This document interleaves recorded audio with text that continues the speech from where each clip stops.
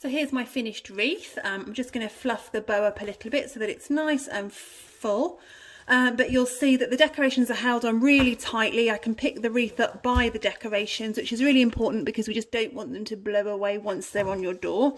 But that is the completed wreath. So I'm quite pleased with that. I'm happy with where my decorations are, and I'm happy with the wreath overall. So I'm done. So all I wanted to just talk to you about, just for one minute at the end of the video, is just about how to look after your wreath. So I'm going to assume that most of your wreaths will be on external doors, and if they are and they're getting wet because they're kind of exposed to the weather, then they'll be absolutely fine for a good 6-8 weeks. You don't need to worry about them at all.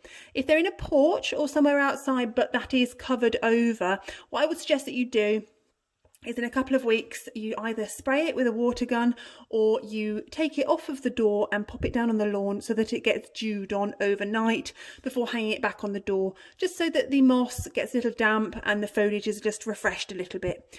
If your wreath is going to be on a internal door, whether you live in a flat or you want it, for example, to be in your living room, then what I would suggest that you do is just give it a spray if it looks a little bit dry, so maybe once a week, just to keep it nice and fresh and to keep it going way past Christmas for you.